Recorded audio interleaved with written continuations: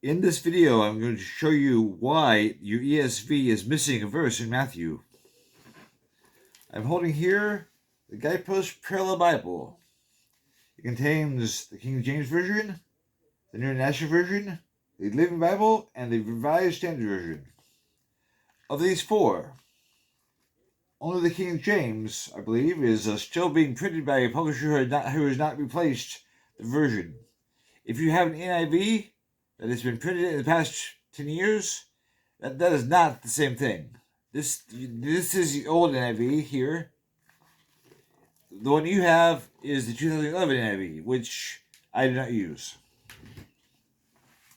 Now, when we compare these four, in Matthew 12:47, the King James says, "Then one said unto him, Behold, thy mother and thy brethren stand without, desiring to speak with thee."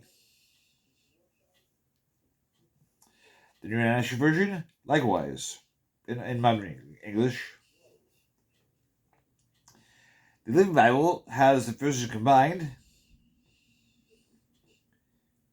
It does not have the verse 47, although it has the number. The RSV,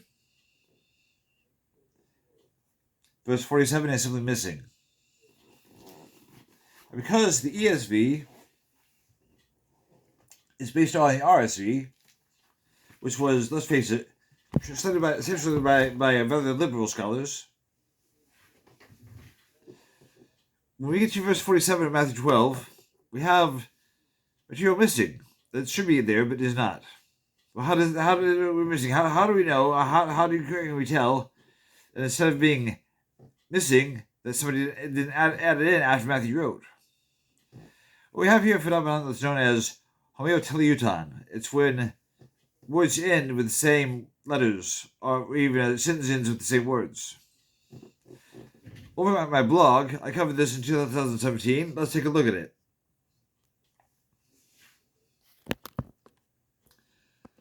In the ESV, still to this day, there's material missing. And it's not hard to see how this came about, because we have a huge number of manuscripts that have verse 47.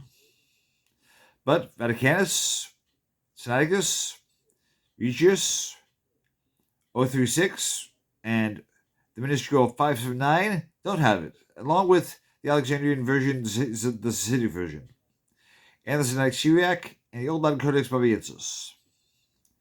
Why are these manuscripts missing it when over 1,600 could have this verse? Well, it's really easy.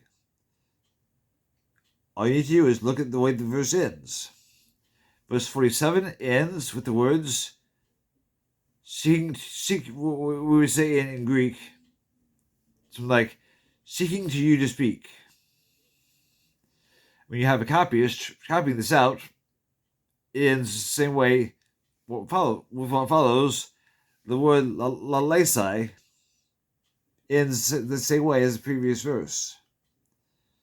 So it's plain as day that when a scribe was copying, all that needs to happen is he comes to the word lαλῆσαι and loses his line of sight. And when he goes back to his exemplar, he's at the word lαλῆσαι, but it's one verse down. And thus, poof. There's no conspiracy here, simply an honest mistake by the scribe.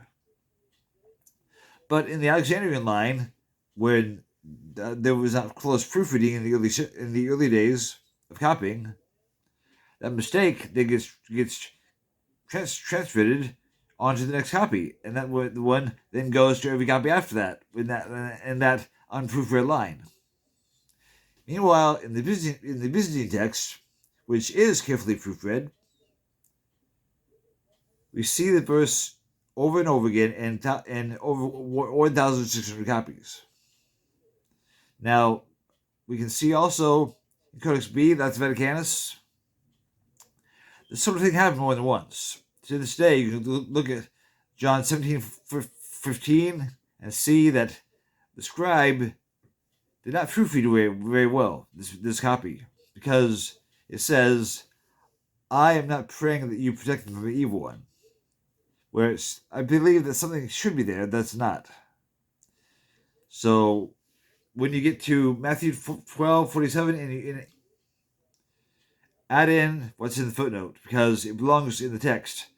They should not have it in the footnote still. The RSV theory of the that is based on the Lucianian physician, that's been, nobody's believed that except Dan Wallace, I don't know why, for a long time. ESV needs to update the base text to something better. I encourage you, ESV makers, update your base text. Stop just repeating the errors of the RSV, because it leaves things out. I'll also add something in, numerous times, but that's a topic for another day. So I hope you've enjoyed this brief excursion into Matthew 12:47. May you be blessed in your study of God's Word. Bye.